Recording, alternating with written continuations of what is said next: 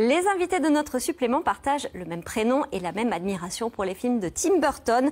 De leur rencontre artistique à Pézenas est né Oscar, un roman graphique dont ils sont venus nous parler. On va les rejoindre tout de suite. Bonjour. Bonjour. Alors, Sébastien Miro et Sébastien Spagnolo, vous êtes l'auteur et l'illustrateur de Oscar. C'est un roman graphique paru chez l'éditeur perpignanais Ciel. Oscar, c'est un personnage hors norme, un squelette. Il est né squelette.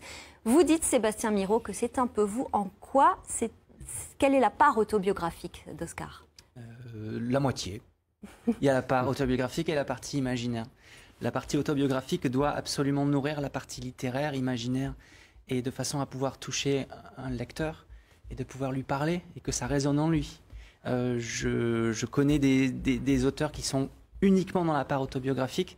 En ce qui me concerne, elle sert de moteur et de nourriture, mais elle n'est pas l'essentiel. Mais en quoi il vous ressemble, ce personnage ? Il est comme moi hypersensible, il est comme moi porteur dans son parcours d'un mal-être qui s'apparenterait à quelle est ma place et à quoi je sers et quel est le sens de ma vie.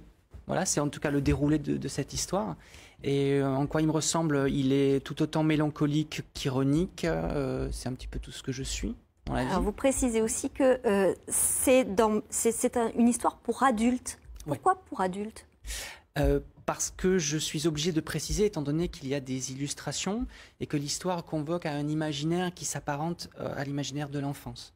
Maintenant, c'est véritablement pour un public adulte. Et c'est un petit clin d'œil à Tim Burton, puisque tous les ouvrages de Tim Burton, sur la préface, il est indiqué un livre pour les adultes et l'enfant qui est en nous.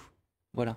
Alors Sébastien Spagnolo, vous signez les illustrations de ce roman graphique et Sébastien Miro dit de vous que vous êtes son jumeau artistique. En quoi ? Alors, en quoi ? C'est-à-dire que quand on est illustrateur, quand on a un texte, il est très difficile, en tout cas pour moi, d'avoir un texte et de pouvoir avoir le dessin le plus naturel, le plus spontané.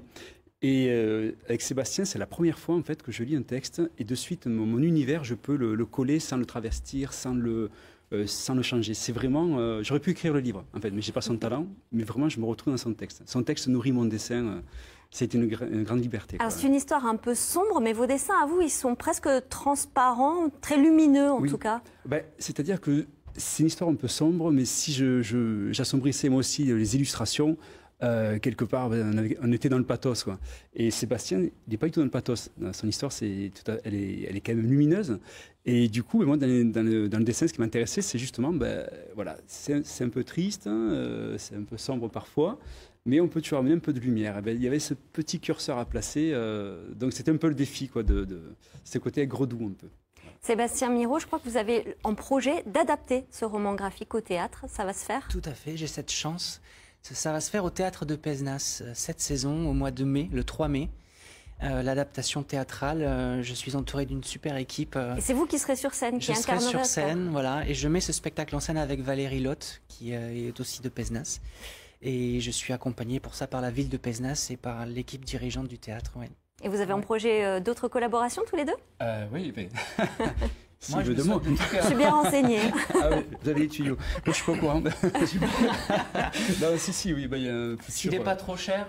Je vais voir. Non, mais j'espère de tout cas. Moi, je travaille avec Sébastien, mais carrément, je signe de suite. Hein, on s'entend super bien.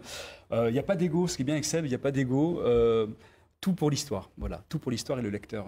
Ça, c'est important. Merci beaucoup à tous les deux, Sébastien Miro et Sébastien Spagnolo, d'être venus nous parler d'Oscar paru chez Ciel.